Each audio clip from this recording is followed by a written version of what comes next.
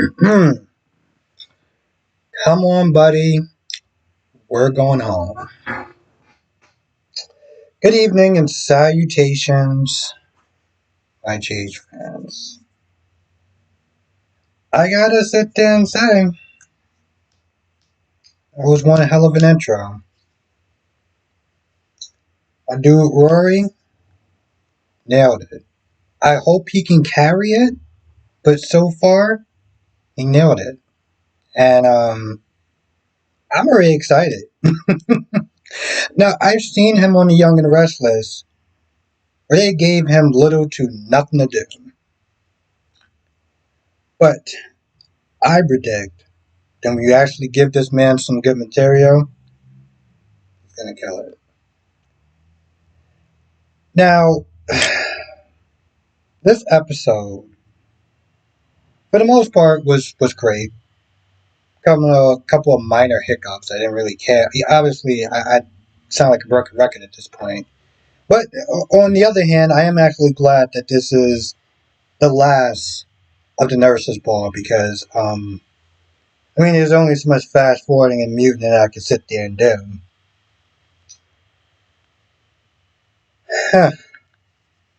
Willow. I'm going to be going in a different type of order, but if you watch the episode, you know I'm going. And if you didn't watch the episode, well, I think it should be easy enough to follow. There's a point where Drew and Willow walk up to Carly and say, let's try to find a compromise. We shouldn't have to sit there and do this to the kid, push the kids in the middle and everything like that. Let's try to find something that works for us. And the first problem that, even I have for somebody who is a Drew fan is the fact that Drew is doing most of the talking. So, any decent man would sit there and kind of take a step back because, like Carly said, those aren't your kids. Those are her kids, Michael's kids, but they're not your kids, right? Like, you should kind of just sit there and take a step back and let her sit there and have this conversation. But if we're going to be honest, Drew hasn't been a decent man in a very long time. I'm starting to sit there and wonder if he even knows what this looks like. Now, Carly's okay, fine. Let's do joint custody. Because that's originally what Mike wanted to do. That's originally what Willow agreed to. Willow at this point is like, let's be realistic. She was being realistic. The kids benefit from having both of y'all in their lives. She's sitting there talking about seeing him twice, having the kids sit there and see him every other weekend and twice on summers or some shit like that. And I'm just like, what? And then she says something that I had to sit there and get up and walk and leave the room and come back. She was like, what did she say? She was like, we think it's best, that's the schedule, that's the way it's going to work out. We think it's best. So you're adding the man who we're adding your decision factoring him into this equation as opposed to what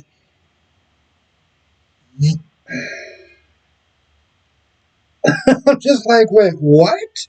You're if this was just her decision, it would be one thing. But you're adding like, oh well, this schedule is something that we both came to. Those aren't his goddamn kids. How you gonna sit there and use him as a factor and this custody arrangement and how much time he should sit there and spend with his kids? Like, that's just so out of pocket. And people have been sitting there saying for a hot minute, Willow's decision making has been just very off, right? Very off. And it just has not really been good for the kids, right? And for a hot, long minute, because it usually came with some sort of negative comment afterwards, and it was always just like this level of just hatred. And I think that's why I kind of just ignored it for so long until I started to see it today. Now, don't get it twisted. I want them to actually have joint custody because, um, yeah, I can kind of sit there and see that, like,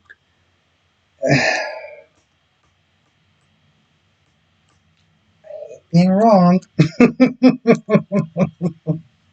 not fully wrong, but I hate being wrong. I can start to sit there and see that, as Carly Smith is saying, that Willow and Nina, that Willow is in the Drew spell. God damn it, I hate being fucking wrong, but here we are. So yeah, that just is just an absolute shit show, right? And then the kids sing, and I mute it because like I'm just not gonna deal with that. Now at the end of the whole performance, she's not, Wiley's not there waving to Willow and everything like that. And he's like, Dad. Everyone's like, yeah, what is he talking about? And Michael just walks on in. And he picks up Wiley, and and the thing is, it's like Drew looks shocked. He don't just look shocked; he looks shocked because he sees that there's a different energy with Michael. Not the pushover that we've been sitting there dealing before. Not the person that's just going to sit there and deal with just compromising. Okay, he walked in there. There was a different energy, and he picked up his child, and he said what he said, and he walked out. And they didn't even sit there and try to be like, everyone was just all shocked. It was, it was literally the best part in this episode. Oh, then there's the whole other thing with Dante. Well, Lulu, Lulu's all shocked and she's all like, you know, I don't know if she's hurt or she realized that she fucked up. There's a point where it looked like she's about to go in there and say something to Dante, and Carly's like, no, no, no, no, no. We're going to sit there and talk this shit out in the bathroom. And it was like, oh, realizing that Gia must have overheard what, um, when she confronted Lois. And Carly's just like, and Carly's at a point where it's like, that she wants to sit there and say, I told your ass not to say anything. Lois told her ass not to say anything. Her own goddamn mother told her not to say anything. Lulu knows best. She did whatever the hell that she wanted and did not give a damn about the consequences. Okay? And now she's in the bathroom. She's like, oh, I gotta sit there and try to find Dante. Carly's like, no, no, no, no, no. You got exactly what you wanted. So it's gonna play out. Lulu's like, where you going? She's like, I'm gonna watch my goddamn kid perform. I suggest you sit there and whatever. And Cody takes Dante aside and they talk. And it seems that like Dante is not angry. I mean, he's upset, but he seems like he's more disappointed in Cody for not saying anything all those years.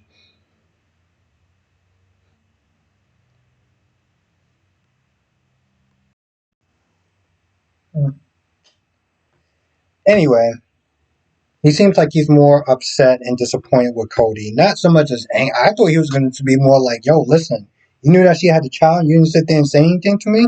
Well, I thought that she terminated it. There was no point in sitting there saying anything. So at this point, he goes and he finds Brooklyn. Now Brooklyn just left, right? She just left. Now Olivia, everybody's all stunned, right? Olivia's like, realizing like, yo, Lois didn't sit there and say anything to me for years. Ned is kicking himself for not being there for Brooklyn. It's like, what Brooklyn wound up doing, was very selfish. Not just to Dante, but damn, you couldn't even bother to sit there and tell Ned? You didn't trust Ned with that even after you did it? Hell, even if you would have did it with your mom and you would have told your dad afterwards. I mean, that's just... Mm, mm-mm. Now, Olivia wants to try to find Dante. Oh, and Chase, they're all sitting there asking Chase, like, you knew? What's going on? You know? Now, granted, Chase known recently, but, they're just, I don't know. Everybody wants to sit there and try to talk to Dante and Brook Lynn, and Sonny's like, no, you let those two figure it out. Because Sonny has been the voice of reason for the most part. Like, no, no, no, no. We'll go back in the nurse's ball because Lucy's gonna sit there and have a titty fit. So let's just go back in there. Let's distract our moms with some music and stuff like that, and let those two kids work it out. So everyone kind of agrees for the most part. And they go back in there and they listen to some music that I was not gonna be bothered to listen to. Oh, and Ernst is still upset with Portia. And after they congratulate Trina, they walk back and Curtis says something like, "Oh wow, that was very like convincing or whatever." Like, as far as us, being united and stuff. But he made it very clear. He's like, tomorrow morning, I'm gonna sit there and deal with your ass tomorrow morning.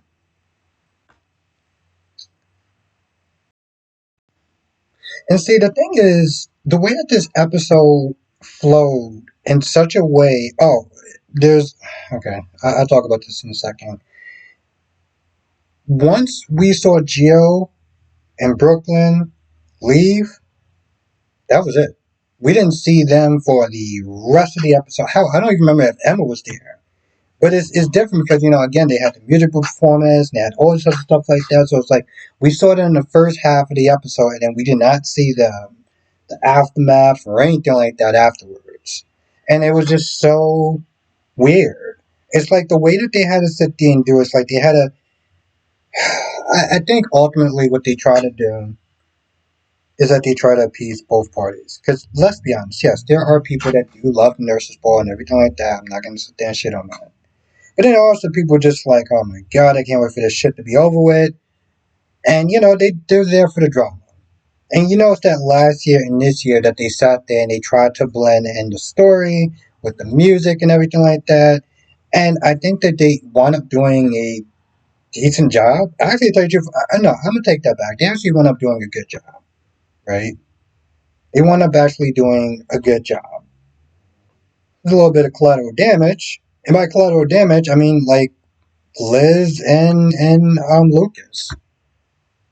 Their conversations really didn't go anywhere. It was just, oh, Lucas came over to sit there and spend time with Liz because she couldn't go to the nurse's ball. Okay. It's like, for me, nothing interesting came out of that conversation. Not a goddamn word. Honestly, to tell you the truth, they didn't need those two in the episode. Let's just put it that way. They did not need those two in the episode, and it would have flowed just fine. Seriously.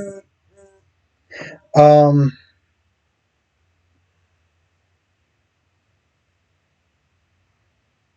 Anyway, I feel like that's pretty much about it. Now, we're going to be sitting there talking more about this stuff tonight. Yeah. We're going to be talking more about this stuff tonight. It's going to be a fun night. I didn't get the chance to stream yesterday because, well, those 3:45 in the morning wake up calls is no joke. But we're going to sit there and talk about this tonight. We're going to have a good time. And, yeah, I'll see y'all tonight.